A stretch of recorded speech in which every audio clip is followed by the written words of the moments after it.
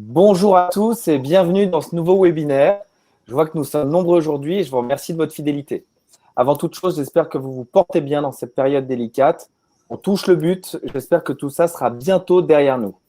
Aujourd'hui, notre webinaire a un thème central, l'investissement en EHPAD. Pour ce faire, on a la chance aujourd'hui d'avoir Daniel Roy, donc responsable commercial de la société SAS Médicis, plateforme reconnue dans l'investissement en LMNP et revente LMNP. Daniel, bonjour, merci d'être avec nous aujourd'hui. Bonjour à tous. Le webinaire s'articulera donc en 3 parties. On va revenir sur les grands principes de l'investissement en EHPAD. En deuxième point, on va découvrir, pour ceux qui ne connaissent pas encore, une société de gestion qui a le vent en poupe, Medicharm. Et enfin, on présentera un programme qui est en cours de commercialisation. Alors, sur la partie purement technique, pour ceux qui n'ont pas l'habitude ou c'est leur premier webinaire avec nous, il y a la partie sur la droite où vous pouvez poser des questions. On essaiera de répondre à l'ensemble des questions durant le webinaire avec Daniel. S'il y avait des questions non répondues, on reviendrait vers vous évidemment rapidement. Daniel, je te laisse reprendre la main et nous présenter le groupe et les différentes opportunités du moment. Très bien, merci. Merci à tous, merci d'être présents. Écoutez, en quelques mots, je vais me présenter le groupe que je représente et qui a la particularité d'être très spécialisé dans la vente et la revente d'EHPAD, de chambres médicalisées. Et c'est un petit peu particulier, mais c'est une vraie spécialité que nous travaillons depuis plus d'une quinzaine d'années, puisque le concept de l'EHPAD, sans jeu de mots, est un vieux produit qui a été qui a fait l'objet de sur lequel toute la partie immobilière est en général présentée à des investisseurs uniquement par l'intermédiaire de gestionnaires de patrimoine. Donc c'est un marché pas très important en volume, qui est un peu un marché d'initiés, mais encore une fois un marché très ancien. Et nous le constatons un peu au quotidien, c'est qu'on a aujourd'hui sur 10 investisseurs qui choisissent cette solution d'investissement, nous avons 4 investisseurs qui décident de réinvestir. Donc il y a un côté un peu, je dirais, extrêmement sécuritaire. On va aborder largement le sujet aujourd'hui dans cette présentation, mais qui fait qu'en tout cas, on a un taux de satisfaction important des investisseurs puisqu'ils décident de repartir avec nous et de repartir sur le même support immobilier. Alors, ce que je vous propose là, en à peu près une demi-heure, on va aborder, on vous a fait une petite présentation qui se présente en 3 parties. La première, c'est expliquer un petit peu le rôle de vous, potentiellement futurs investisseurs, dans le cadre de ce type d'investissement qui n'est pas un investissement comme les autres. Vous le verrez un petit peu dans la présentation, et qui, je dirais, pour certains qui le souhaiteraient, a un rôle un peu, je ne vais pas dire social, mais en tout cas solidaire sur ce marché-là, qui demande aujourd'hui, où les pouvoirs publics sont très attentifs et très volontaires pour faire venir les investisseurs privés pour trouver et accompagner le développement de ce type d'opération aujourd'hui. Alors ça, c'est pour la partie spécificité du produit. Reste qu'encore une fois, il s'agit d'un investissement. On achète de l'immobilier, on le verra par la suite. Eh bien, si on parle d'immobilier, il faut parler de sécurisation de cet investissement et de la rentabilité de cet investissement. Donc, le dénominateur commun à toute cette présentation, retenez-le dès le départ, c'est à la fois la notion, le couple magique qui est sécurité et rentabilité de l'investissement.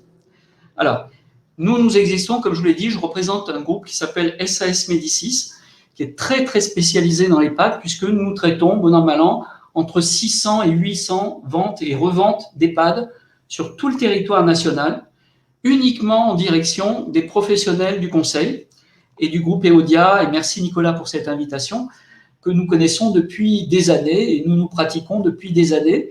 Et quand je fais le bilan un petit peu de cette spécialité, encore une fois, qui est un tout petit marché, mais qui s'inscrit depuis très longtemps, eh bien, nous avons comptabilisé 8000 investisseurs qui nous ont fait confiance ces 15 dernières années. Voilà, le groupe existe depuis 20 ans hein, et nous avons extrêmement bien passé l'année 2020. Vous voyez, l'année Covid, Nicolas en faisait allusion à ces perturbations et cet environnement extrêmement anxiogène que nous avons tous connu. Et d'une façon paradoxale, eh bien, nous n'avons jamais eu autant d'investisseurs en 2020. C'est-à-dire que l'investissement EHPAD est considéré comme une valeur refuge. Il y a un critère, au-delà de la rentabilité et de la sécurité, c'est aussi un moyen de préserver un capital.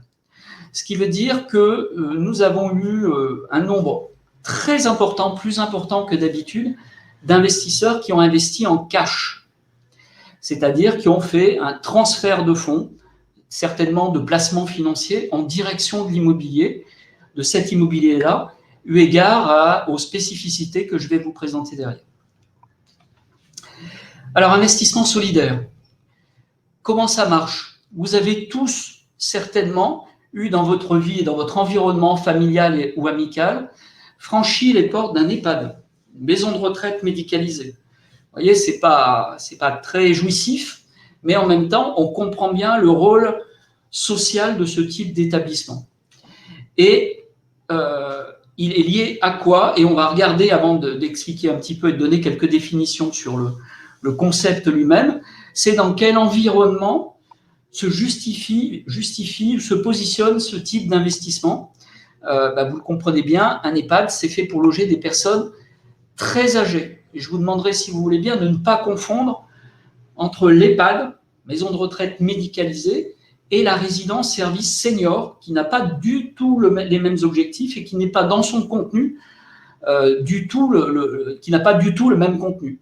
Une résidence service senior, par principe, c'est fait pour accueillir des personnes dites âgées, mais des personnes âgées jeunes, en bonne santé, qui arrivent en couple et qui choisissent leur dernière résidence principale.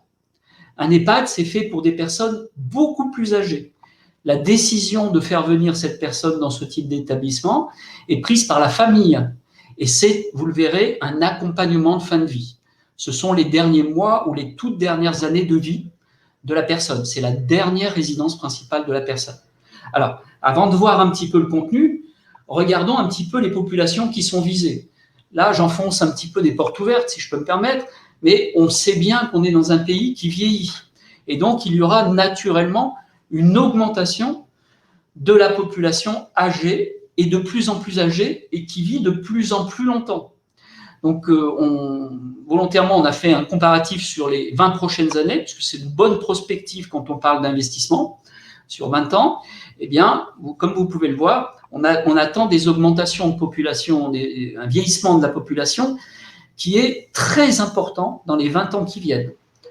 Voilà. Alors, c'est la période qui veut un peu ça. On a un vieillissement de la population moins important si on regarde la population générale en France, mais cette population-là est exceptionnellement importante dans cette période-là, dans les 20 prochaines années. Et plus on devient dépendant, plus on a de chance ou de malchance, plus exactement, d'être dépendant. Et donc, le vieillissement de la population fait qu'on aura un accroissement quasi aussi important, pas tout à fait autant, mais très important attendu pour les 20 prochaines années.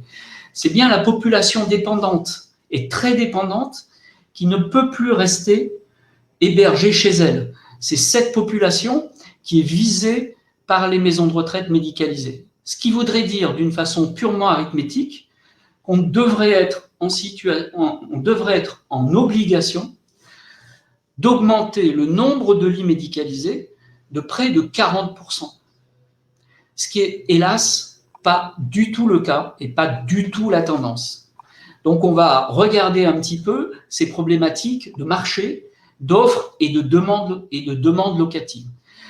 Dans les EHPAD, je l'ai indiqué en bas du slide, dans les EHPAD, vous avez, plus on vieillit et plus, hélas, on a une probabilité d'être atteint par la maladie d'Alzheimer qui se développe d'une façon relativement importante et qui fait que les seules solutions d'hébergement aujourd'hui pour les personnes atteintes, hélas, de cette maladie, ce sont encore une fois les maisons de retraite médicalisées. Donc, on a d'un côté des unités qui sont dédiées à cette population malade et de l'autre côté, des populations très âgées, très dépendantes, mais sans qu'il y ait de contact avec ces populations-là. Alors, comment on pourrait qualifier un EHPAD? Alors, vous voyez, j'y ai mis quelques éléments un peu fondamentaux. Vous voyez que ce n'est pas jouissif. On ne parle pas des prochaines vacances d'été. On ne se dit pas ce sera une future résidence secondaire. On est dans une résidence qui a pour objectif d'accompagner la fin de vie. Vous voyez, si je reprends ces quelques critères, alors, il n'y a pas d'âge minimum, hein, il y a un âge maximum, l'âge maximum, c'est jusqu'au décès. Mais il n'y a pas d'âge minimum, hein, on a des hébergés qui ont 65 ans et qui sont très fatigués, pas en bonne situation, pas en bonne santé, et qui ont besoin de cette proximité. On va parler quand même d'accompagnement des personnes du 4e âge. Volontairement, je veux faire le distinguo entre, vous voyez, les personnes âgées dites du 3e âge, on parle tous de personnes âgées du 3e âge, mais en fait, ce sont les personnes très âgées et dépendantes. 18 à 24 mois de présence, vous l'avez compris, hein, c'est vraiment les derniers mois de vie. Unité Alzheimer, certains établissements sont même équipés de services liés à l'accompagnement des dernières semaines de vie. Alors, la taille des établissements est peu importante d'une façon générale, mais ça vous donne un petit peu l'ambiance et la taille de ce type d'établissement. Un établissement de 50 ou 60 chambres, on va les retrouver plutôt en zone hors grande ville. Quand vous êtes dans des zones très peuplées, ben là, on va retrouver des unités beaucoup plus importantes et on se rapproche des 120 chambres. Alors, un EHPAD, encore une fois, c'est une proximité médicale, une proximité de gens qui ont besoin d'une présence forte.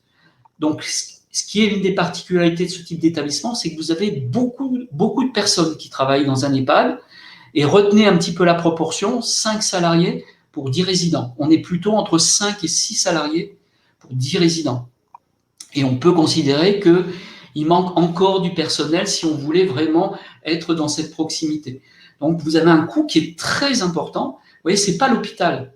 Personne qui est âgée n'est pas foncièrement malade. Elle n'a pas à être à l'hôpital. Mais on est plus proche d'une organisation d'un hôpital que d'une résidence-service. Et c'est le dénominateur commun à ce type d'établissement, c'est qu'il y a une proximité médicale importante. Vous avez des infirmiers qui sont présents et salariés dans la résidence. Vous avez un médecin référent, et c'est le médecin qui va décider à l'entrée de la personne âgée, savoir si elle a sa place dans ce type d'établissement et comment on va l'accompagner jusqu'à la fin, avec la proximité, la disponibilité, évidemment, des familles qui sont à côté et qui habitent en général pas très loin. Alors, on ne construit pas un EHPAD comme une résidence traditionnelle, comme ce serait le cas, si je fais un peu de comparatif, d'une résidence étudiante, qui s'appelle une résidence service étudiante, ou d'une résidence senior, dont on parlait tout à l'heure, qui s'appelle une résidence service senior. Ce n'est pas un promoteur qui choisit de construire ce type d'établissement. Un EHPAD, c'est un établissement privé sous tutelle publique. Vous comprenez bien que les pouvoirs publics ont besoin du privé pour accompagner et répondre aux besoins qui sont très importants en lit médicalisé. Alors peut-être parce que, comme d'habitude, les caisses de l'État sont un peu vides. Hein, ce n'est pas nouveau. Et hélas, vu l'ambiance générale, ça risque de perdurer. Et donc, en fait, les pouvoirs publics ont ouvert au privé le marché des EHPAD, d'ailleurs, vous verrez un peu plus loin, dans les années 90, pour justement pallier un peu, on peut se dire, on pourrait le présenter un peu comme ça, un peu à la défaillance un peu financière de l'État, parce que les besoins étaient très importants. Donc, le privé est arrivé et ils ont créé un genre de statut particulier, voilà, qui se résume bien en établissement privé sous tutelle publique.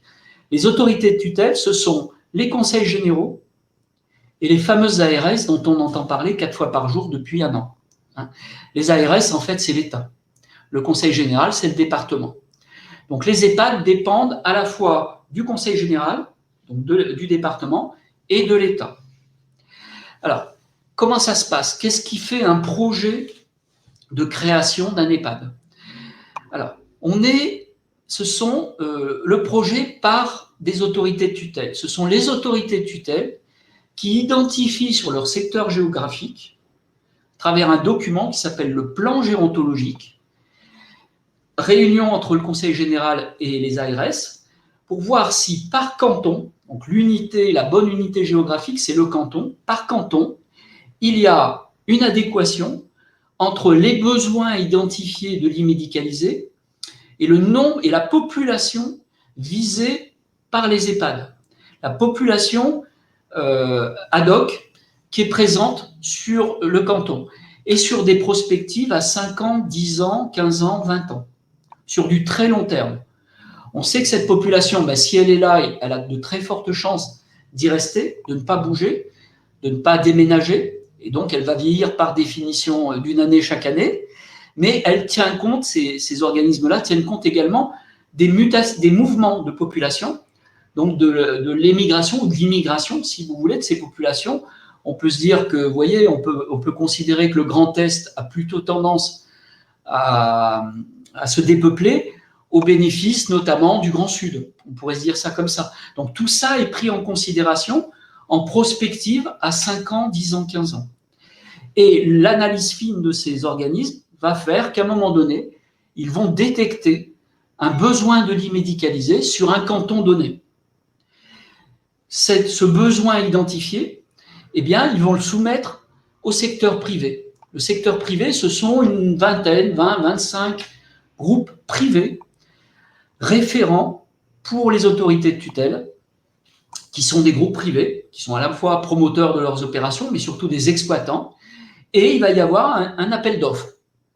Ces exploitants, pour certains, vont répondre, et ils vont proposer ce projet dans le cadre de cette opération. Et un de ces opérateurs sera choisi par les autorités de tutelle. Il aura donc à trouver à ce moment-là le terrain, réaliser la construction de l'établissement et exploiter. Vous comprenez bien, et il y aura à ce moment-là ce qu'on appelle une délivrance d'un agrément d'exploitation. C'est comme si l'exploitant était validé par les autorités de tutelle pour assumer son rôle, entre guillemets, public et d'accompagnement et de solution d'hébergement. Ce qui veut dire, en d'autres termes, que vous avez une opération qui se construit, elle part du besoin, la résidence se crée, elle va être exploitée et donc elle va se remplir naturellement puisqu'il y a un besoin identifié et cette résidence va satisfaire le besoin. Daniel, je te coupe. Oui. J'ai une bonne question. Combien de temps est valable cet agrément? Alors, l'agrément est délivré pour une durée de 15 ans et renouvelable.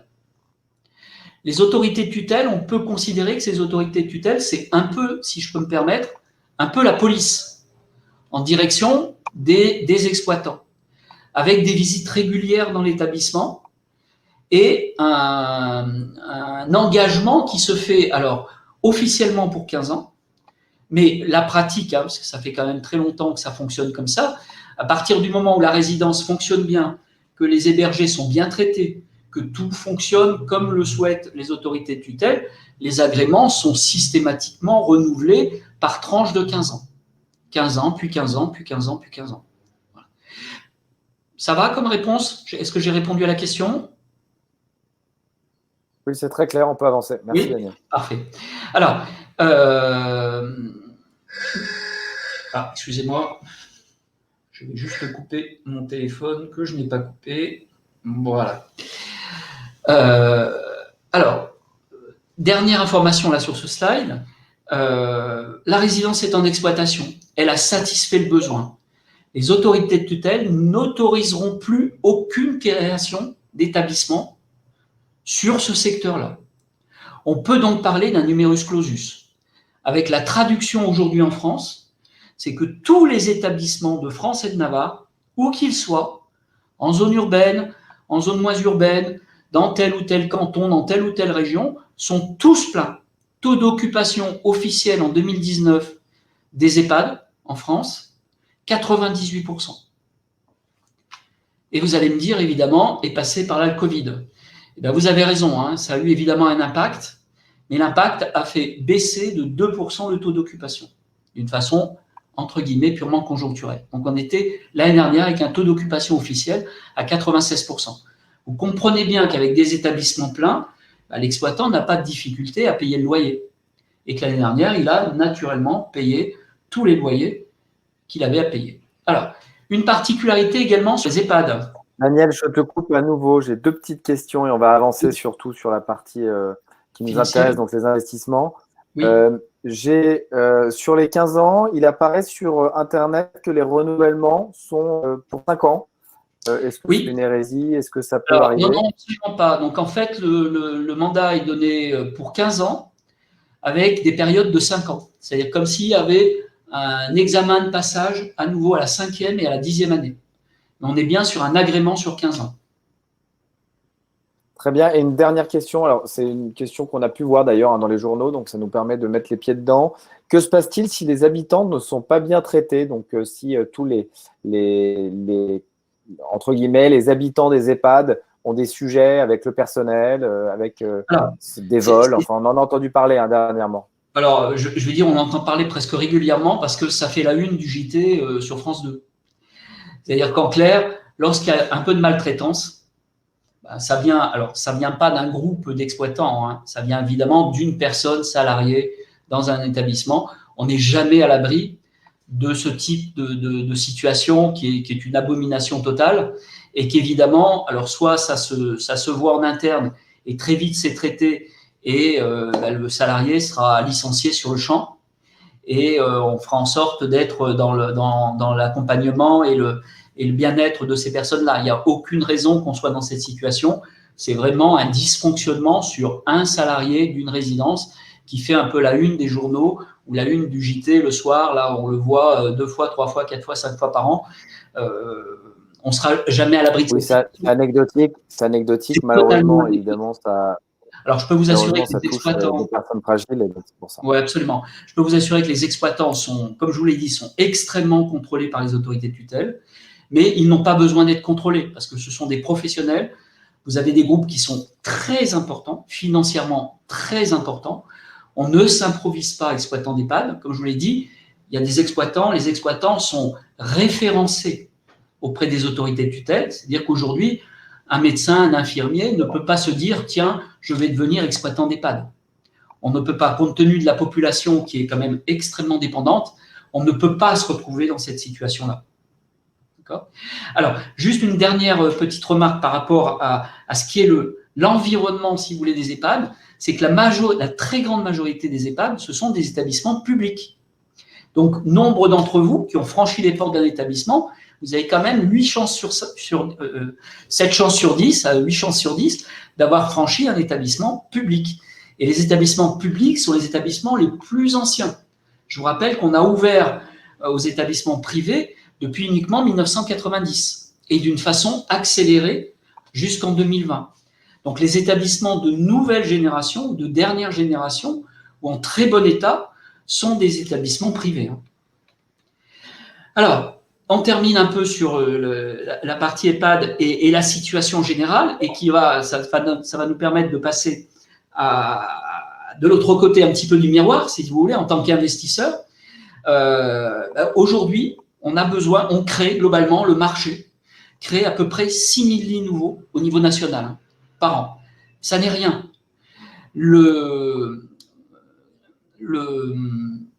Voilà, entre 6 et 7 000 lits, ça n'est rien. Il faudrait créer plus de 12 000 à 13 000 lits par an, vu le vieillissement de la population et les besoins identifiés. Et c'est facile de les identifier. Donc, chaque année, on est en déficit de création de lits depuis des années et des années. Et quand on fait le bilan aujourd'hui, à l'heure où je vous parle, il manque quasiment 50 000 lits médicalisés en France. Donc, on est en situation extrêmement tendue. C'est pour ça que tous les établissements sont pleins et qu'ils ont souvent des listes d'attente. Donc, on est assuré, et là, je rebondis côté investisseur. On a besoin des investisseurs privés pour pallier à cette situation au mieux du mieux. Mais encore une fois, il n'y en a pas assez, il n'y a pas assez de projets et on ne construit pas assez de maisons de retraite médicalisées en France. Et donc, on a encore plus besoin des investisseurs privés dans le cadre de ces projets-là. Et on est assuré, on va le voir par la suite, que pour les 20 prochaines années, la demande sera plus forte que l'offre. Donc, on est assuré que pour les 20 prochaines années, on gardera un taux d'occupation exceptionnel. Ce n'est pas normal de se retrouver dans cette situation-là. Donc, les établissements seront pleins, les exploitations seront rentables pour les exploitants. La concurrence, vous l'avez compris, est totalement maîtrisée et on peut se projeter pour les 20 prochaines années. Vous voyez, comme dans le cadre d'un investissement, je dirais, financier sur lequel on peut se poser la question de l'évolution. C'est bien pour cette année, comment ça se passe dans 2 ans, dans 3 ans, dans 5 ans. Là, je suis en train de vous parler des 20 prochaines années. Voilà, j'en ai terminé sur tout l'environnement de l'EHPAD, la compréhension, un peu de définition et ces critères de marché qui sont fondamentaux et c'est important de les comprendre. Alors, je reviens à vous, potentiels investisseurs. J'espère qu'on vous a un tout petit peu convaincu sur le sujet. Reste à voir, maintenant vous êtes investisseur et on va revenir sur les 2 critères fondamentaux que sont vos préoccupations en tant qu'investisseur. Qui me garantit que tout l'aspect sécuritaire de ce type d'investissement et est-ce que c'est un investissement rentable? Alors, un petit rappel quand même. Un EHPAD, c'est une copropriété. Nous vendons, comme un appartement, un lot de copropriété. Mais nous ne vendons pas que l'immobilier.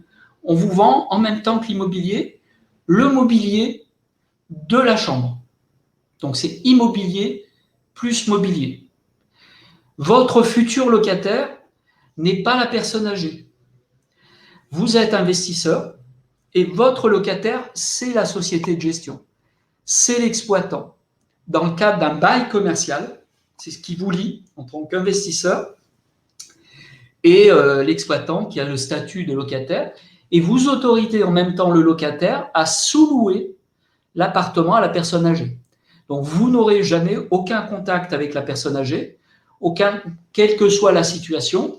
L'engagement sécuritaire, il est du côté du locataire, c'est-à-dire de l'exploitant, dans le cadre du bail commercial. Alors, Nicolas le citait tout à l'heure. Là, nous avons prévu de vous présenter cet opérateur qui est volontairement très important. C'est un opérateur national. Il fait partie du top 10 des opérateurs les plus importants en France. Et il a des projets de développement très importants parce qu'il est dans une phase de reprise d'établissements et de transformation de ces établissements d'une façon relativement importante sur tout le territoire national. Donc, il gère aujourd'hui 1700 lits. Il en gérera dans 3 ans, 3-4 ans, autour de 4000. Donc, on a quelqu'un qui est bien référencé, qui est connu depuis des années. Et voilà la géolocalisation de l'ensemble de ces opérations telles qu'il les gère. Donc, vous voyez qu'il a une aura largement nationale. Alors, sa stratégie à ce groupe, c'est de reprendre des établissements existants, de les rénover, de les réorganiser, de les restructurer, de les agrandir. Donc, on a souvent des extensions, on a une partie existante rénovée et une partie à construire qui fait grossir les établissements avec un objectif, comme je vous le disais, c'est qu'en 2025, il est en gestion à peu près 5000 lits. Il achète à peu près une douzaine d'établissements par an sur des établissements de différentes tailles et encore une fois, des projets de réhabilitation lourds. Donc, ce qui veut dire que tous les établissements sont aux normes 2021. Alors, on a ici un résumé de ce qu'on vous propose et de ce qui est le deal entre vous, futurs propriétaires, et le groupe Medicharm qui sera votre locataire, où nous avons un peu optimisé et mis des contenus un peu hors normes, si je peux me permettre, que vous n'avez pas l'habitude de voir dans la relation entre un propriétaire et un locataire. Puisque le contenu du bail, qui vous lie, mais qui lie aussi et qui donne des engagements de l'exploitant à vous, propriétaire, et ben voilà les caractéristiques. Exceptionnelles sur la durée. On va partir directement sur un bail de 18 ans ferme. Ça veut dire que votre locataire s'engage à vous payer le loyer 12 mois sur 12 pendant les 18 prochaines années. On est dans une copropriété. On peut se poser la question, vous êtes propriétaire, on va se poser la question de l'entretien. On va se poser la question des charges de copropriété. Et évidemment, vous êtes, en tant que propriétaire, vous avez une taxe foncière à payer. Là, d'une façon contractuelle, tout ça évidemment est repris dans le bail. Nous avons mis l'ensemble de ces fondamentaux à la charge exclusive de l'exploitant. Tous les travaux d'entretien, tous des travaux plus lourds qui pourraient se faire de réaménagement de la toiture, peut-être dans 10 ans, 15 ans, 20 ans, etc. des travaux de remise aux normes également, parce qu'on a des établissements qui sont quand même, qui doivent être adaptés à la population hébergée. Tout ça est mis à la charge de l'exploitant. Les charges de copropriété. Vous savez, quand vous êtes propriétaire, vous avez les charges locatives. Dans les charges de copropriété, vous avez une partie que doit vous rembourser le locataire et vous avez un reliquat de charges qui est toujours à votre charge en tant que propriétaire. Là, nous avons inversé les rôles. Et donc, cette part de charge propriétaire, c'est l'exploitant qui va vous la rembourser. Et d'une façon très exceptionnelle également, vous aurez à régler la taxe foncière et c'est la totalité de la taxe foncière, pas uniquement la taxe sur les ordures ménagères, qui vous sera remboursée, ou le coût vous sera remboursé par l'exploitant. On parle de revalorisation annuelle en fonction d'un indice qui est connu. C'est 100% d'un indice spécifique à ce type d'établissement qui correspond, bon an mal an, à peu près aux évolutions de l'IRL, de l'indice de revalorisation des loyers que vous connaissez, certains d'entre vous, que vous connaissez bien. Et il n'y a pas de ce qu'on appelle de vacances ou de carences locatives dans le cadre du règlement des loyers. Ça veut dire que vous avez réservé un bien, vous passez chez le notaire le 1er juin. À partir du 1er juin, il y a prise à bail immédiate, avec des loyers qui seront payés immédiatement, sans période de latence. Je vais te couper 2 secondes, Daniel. Oui, Daniel, parce que j'ai quelques questions. Alors, il y a des questions très précises sur lesquelles on reviendra peut-être un peu plus tard parce qu'il y a beaucoup de gens qui nous écoutent qui sont moins férus que d'autres. Juste pour répondre, je pense que je peux répondre. Comment cela se passe en termes de maintenance du mobilier? Alors, souvent, ce qui se passe avec le mobilier, c'est que c'est à terme échu de chaque bail, il y a un renouvellement du mobilier. Et ça, pour quasi-totalité des gestionnaires. On voit que Medicharm est classé 14e au dernier classement national publié, pas dans le top 10, parce que c'est avant la publication du nouveau qui arrive là bientôt. Qui paye l'enregistrement du bail auprès du bureau des hypothèques du fait de la durée de 18 ans? Alors, je vais y répondre sur ce point-là. La personne qui a posé cette question est pertinente. Enfin, la question est pertinente, mais la personne aussi. Quelqu'un qui connaît bien les EHPAD. Voilà, je vois ces questions. Très bonne question.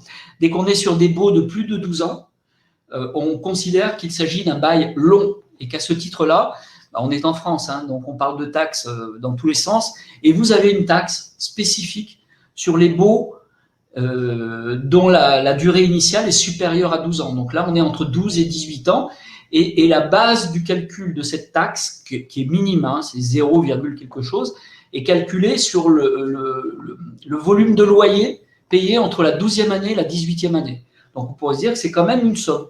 Ce n'est pas très important, mais c'est quand même une somme. Contractuellement, elle est prise en charge par l'exploitant, par le locataire.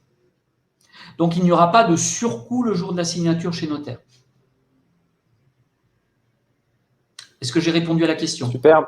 Ouais, tu as répondu, merci. Juste, je réponds à Christophe. Sur le bail de 18 ans, comment se passent les revalorisations? On l'a vu juste avant, donc c'est des revalorisations annuelles selon l'indice des EHPAD, des personnes âgées qui sensiblement est le même que l'IRL, donc l'indice de revalorisation locative. Pour répondre à Jessica, que reste-t-il à notre charge vis-à-vis de la copro par rapport à une location normale?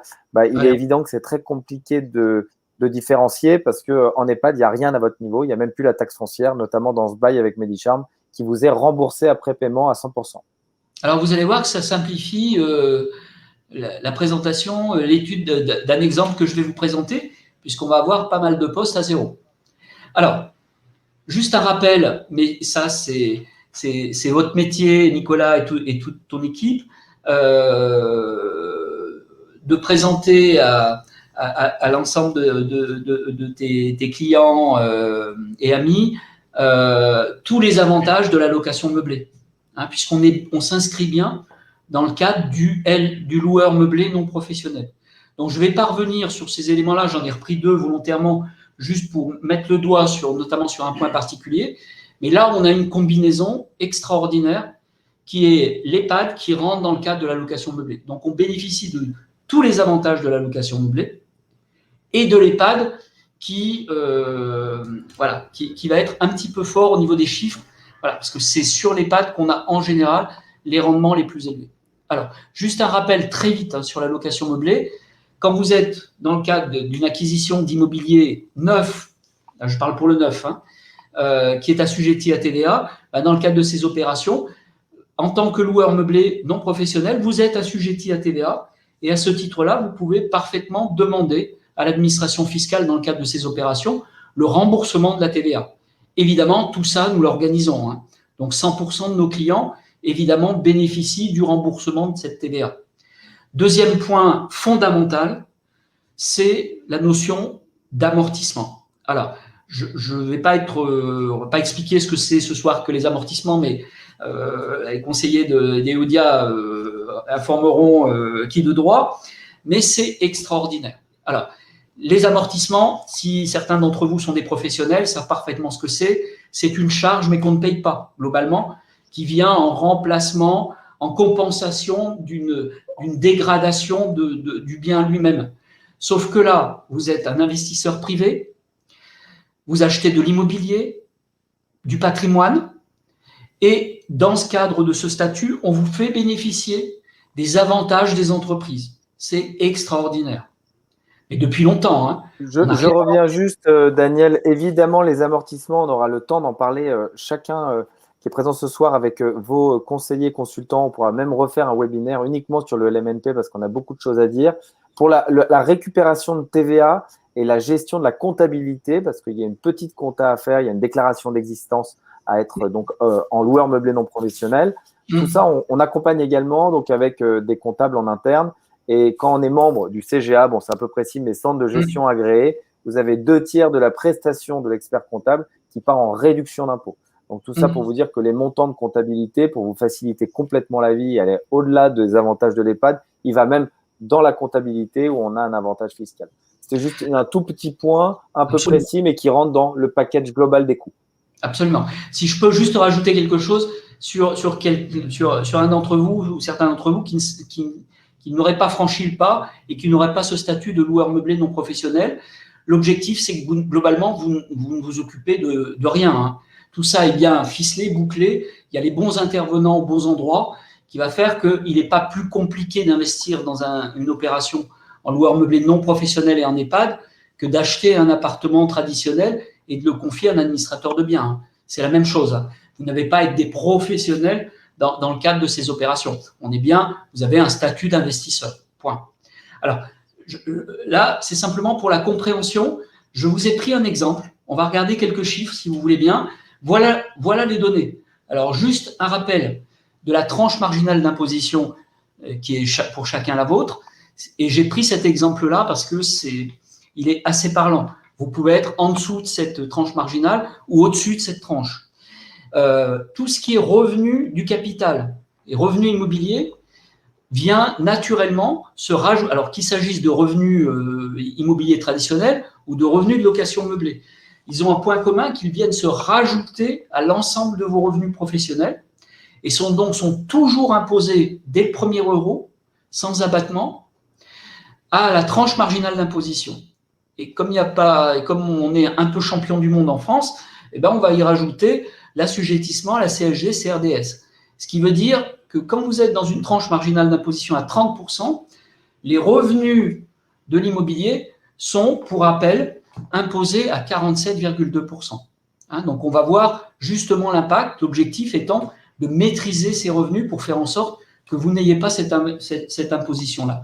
J'ai pris l'exemple d'un montant un peu moyen, standard, d'un EHPAD, qui est plutôt autour des 140 000 euros, avec un rendement à 4%, puisque l'essentiel de l'offre et des opérations que nous vous présentons vont tourner autour de 4%, plutôt entre 4 et 4,20. Encore une fois, triple net, c'est-à-dire net de toute charge, net d'entretien, net de taxes foncières. Et j'ai pris un exemple, encore une fois, d'un crédit sur 20 ans, avec un taux d'actualité, Nicolas, tu me le confirmes, qui est de 1,30 plus assurance. Ouais. Je pense qu'on peut même aller en dessous de ça, mais bon, c'est bien 1,30. Mais volontairement, j'ai pris quelque chose d'assez classique aujourd'hui. Alors, je vous ai préparé, donc vous êtes investisseur, vous avez acheté un bien à 140 000 euros, vous avez fait un crédit en totalité de l'opération sur 20 ans à 1,30. avec un taux à 1,30 plus assurance. Et je vous ai préparé le compte de résultat, c'est-à-dire votre déclaration. Vous voyez alors, je vous ai mis 2 colonnes. Vous voyez que j'ai mis location meublée, location nue. Alors, location nue, c'est juste en référence.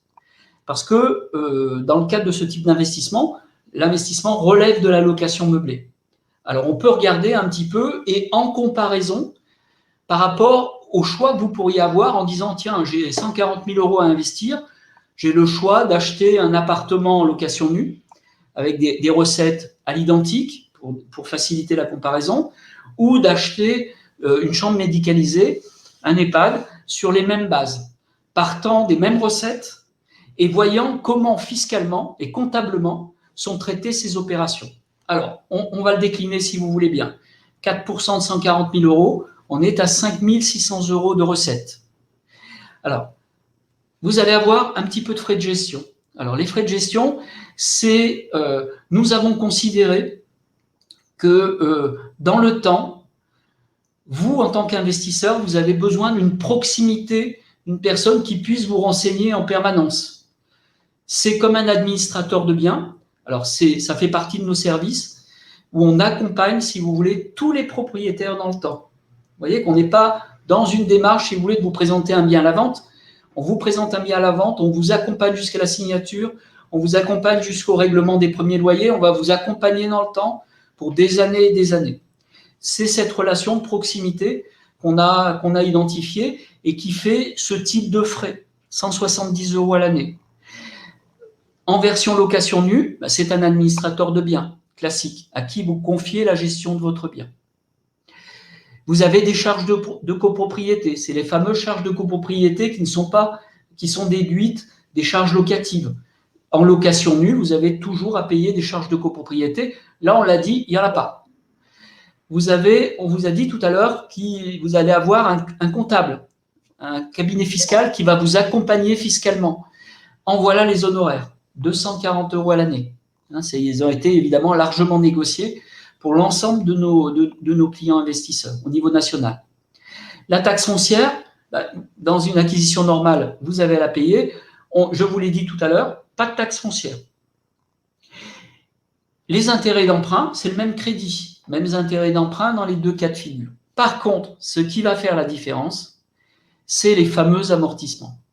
Et ces amortissements, pour des années, vont représenter, à bon an mal an, à peu près entre 3,5 et 4% du montant de l'investissement. Je vous rappelle, l'amortissement, c'est une charge, mais que vous ne payez pas, mais qui est comptabilisée. La conséquence de cette situation fait que vous arrivez à un résultat qui est négatif. Et un résultat négatif, fait une imposition à 0. Vous avez donc votre opération en location meublée, sans apport, sur un crédit sur 20 ans, qui est non imposable. Le même investissement fait en location nue, vous n'avez pas le bénéfice des amortissements, vous avez quelques charges supplémentaires, vous vous retrouvez dès la première année en situation de résultat positif de l'ordre de 3 300 €. Et avec une imposition à 47,2%, ça fait 1 500 € d'impôt à payer pour la première année. Et évidemment, et ça se reconduit. Je te coupe, Daniel, juste parce qu'il y a quelques remarques, mais c'est pour évidemment grossir le trait, ces calculs, mais on est vraiment sur quelque chose d'assez réel. Il y a des variables. La première, c'est les recettes. Donc, vous avez compris, les loyers vont augmenter dans le temps. C'est des revalorisations. Et Absolument. Les intérêts d'emprunt qui vont baisser dans le temps parce qu'on rembourse beaucoup plus vite la banque au début d'intérêts d'emprunt qu'à la fin et que les courbes avec le capital, à un moment, se croisent et donc on rembourse plus de capital que d'intérêt. Mais au vu du résultat et de la perdition qu'on a entre justement l'amortissement, les recettes et les intérêts d'emprunt, ça se vaut sur la période. Alors, au lieu d'avoir 30, 31 ans, 32 ans finalement de revenus non imposables, peut-être que si on prenait les calculs réels avec un tableau d'amortissement et avec les recettes qui augmentent, on serait bon an mal an sur la même chose et peut-être pas 31, 32, mais à une 25, 26 ans. Alors, je vais te contredire, Nicolas, parce que c'est une vraie simulation que j'ai faite. C'est là pour ça. Qui tient compte absolument, mais merci pour tes remarques, de l'augmentation des recettes. Je suis parti sur une augmentation de 0,5% qui ne correspond pas à la réalité. Donc, j'étais prudent aussi sur l'augmentation des recettes. Et en même temps, d'intérêt d'emprunt. Par contre, là, tu as raison. Là, on est sur 1 300 € parce que c'est la première année. Ça, c'est décrescendo. Mais on a bien, dans la résultante, c'est-à-dire les 32 ans de non-imposition qui tiennent compte de ces éléments-là. Donc, on est bien sur bon an, mal an. Tu as raison, on va être prudent, entre 25 et 30 ans de défiscalisation totale. La location meublée. En conclusion, c'est vous faites un bien en LMNP à crédit, typiquement. Vous n'aurez pas d'impôt sur toute la durée de l'investissement si vous restez une vingtaine d'années dans l'investissement. Exactement. Voilà, exactement. c'est quelque chose sur lequel il n'y a pas de frottement fiscal. Alors, j'ai pris un deuxième cas que nous avons très régulièrement côté investisseurs. C'est les investisseurs qui ont des disponibilités et, comme je vous l'ai dit tout à l'heure, qui souhaitent arbitrer dans ces liquidités et investir partiellement sur un support EHPAD. Donc, évidemment, j'ai le compte de résultat de la même façon, mais comme vous pouvez le constater, il n'y a plus évidemment d'intérêt d'emprunt s'il n'y a plus de crédit.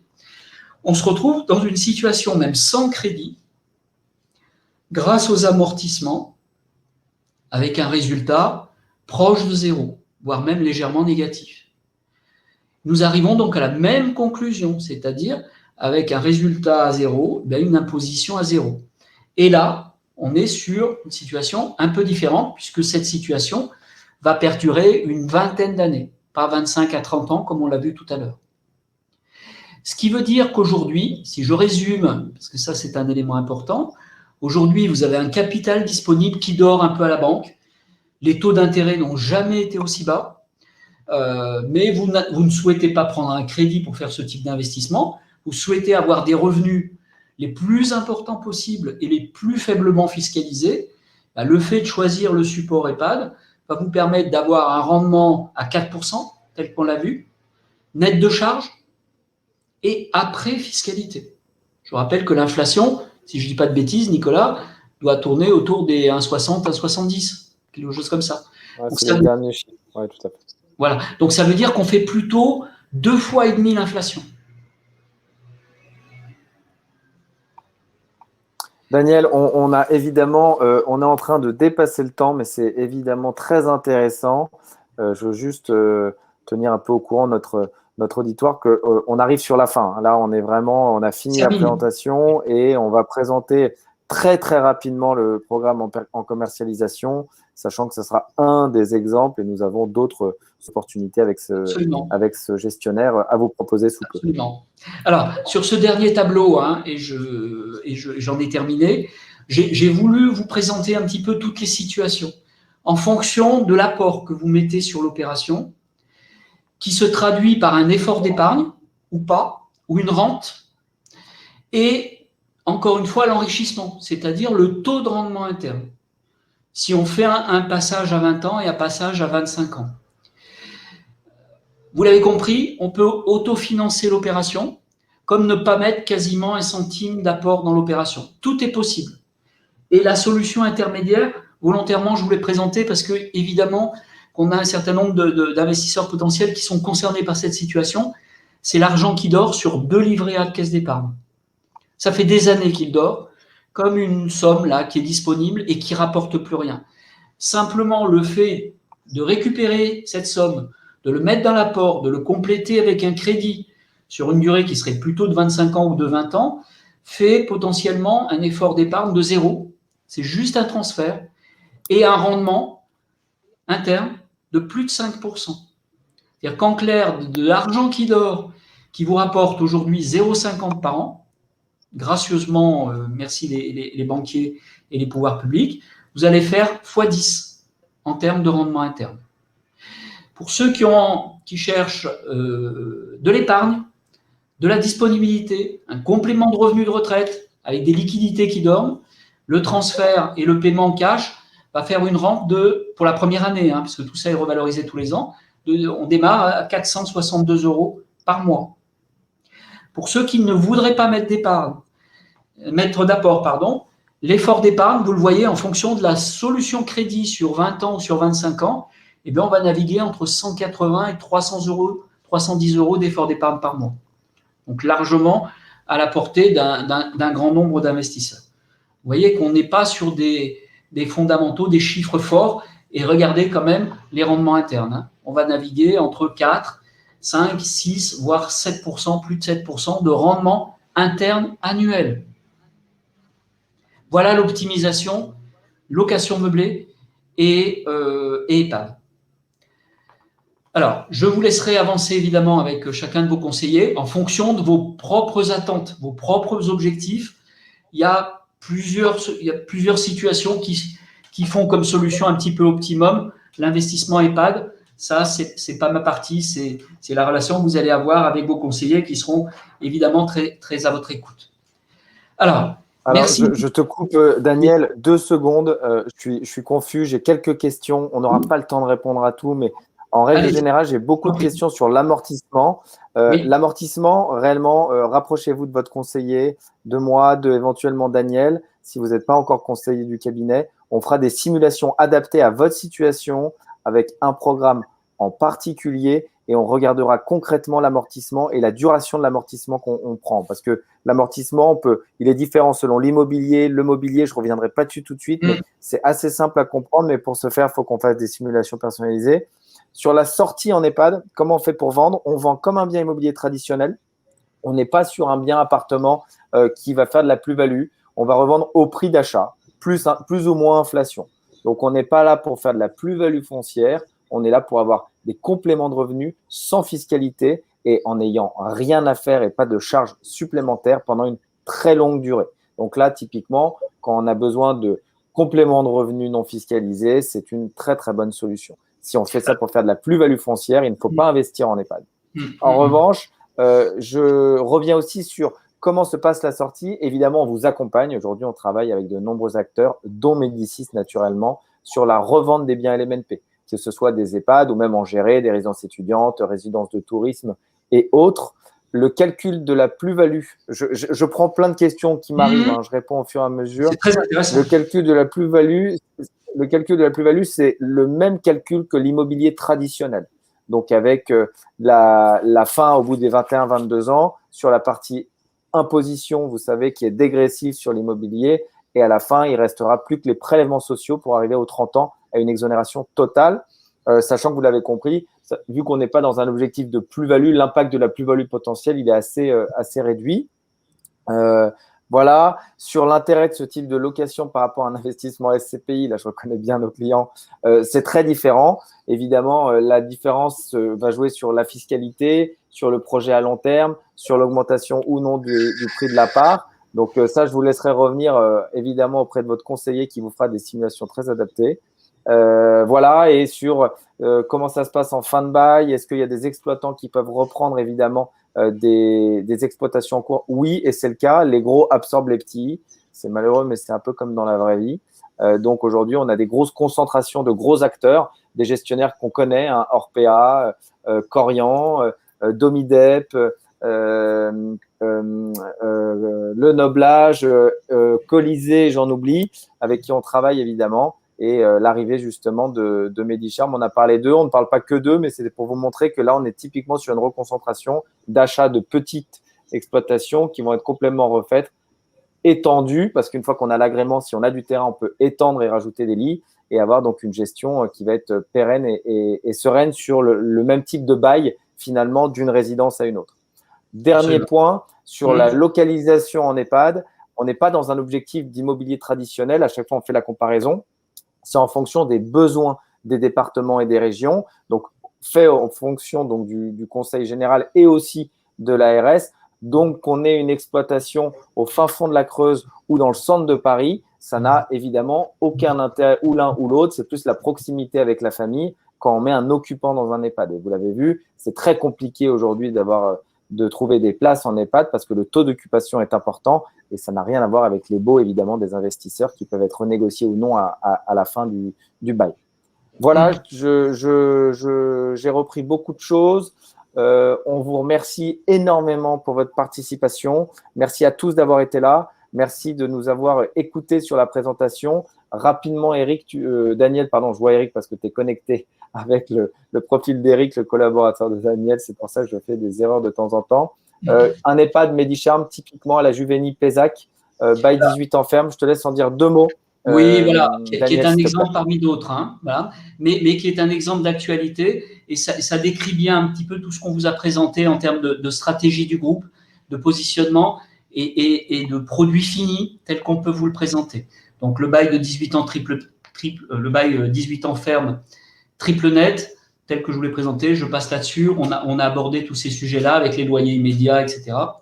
Et voilà à quoi peut ressembler un EHPAD. Vous voyez, là, on est dans un cas particulier d'une ancienne bâtisse 19e qui a, à un moment donné, évolué pour faire un établissement de maison de retraite médicalisée. Le groupe Medicharm a repris cet établissement il y a à peu près un an et demi, donc il l'exploite aujourd'hui, en attendant de porter un petit peu l'opération, de le préparer et de le réorganiser.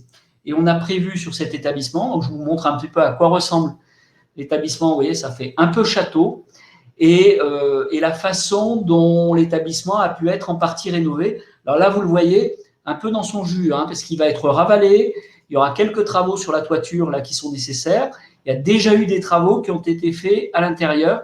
Je vous rappelle que l'établissement est en exploitation, hein. Donc, ce n'est pas toujours facile de manager dans le temps les travaux, mais ces travaux sont en partie faits et il reste encore quelques éléments qui sont prévus d'être faits dans les mois qui viennent. Et voilà un petit peu le rendu intérieur. Vous voyez qu'on a la préservation un petit peu du charme de l'immobilier. Volontairement, on vous a présenté l'EHPAD comme un produit très financier, mais en même temps, et ça fait plaisir à tout le monde, d'avoir de temps en temps des établissements qui ont un cachet immobilier. C'est parfaitement le cas, c'est totalement le cas de cette résidence. Ça n'est pas toujours le cas, hein. Mais c'était un bon exemple pour vous montrer, presque un contre-exemple, vous voyez, pour vous montrer un petit peu ce qu'on peut faire en termes de prestations. Vous voyez que c'est très, très soigné.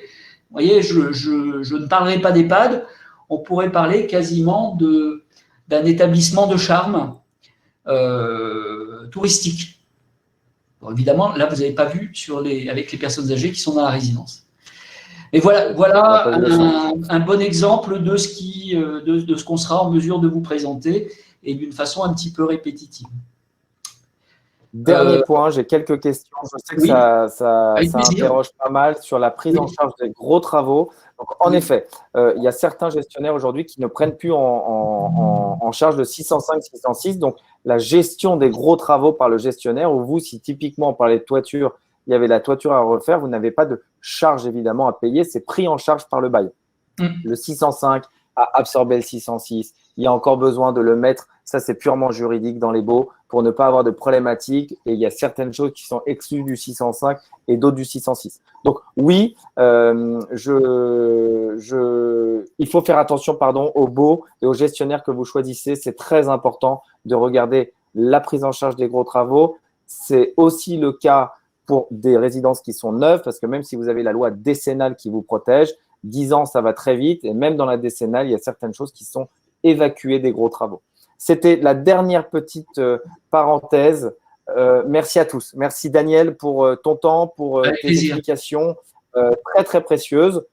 Vous pouvez dorénavant contacter votre conseiller si vous en avez un. Si vous n'en avez pas, n'hésitez pas à me contacter sur LinkedIn ou sur mon mail.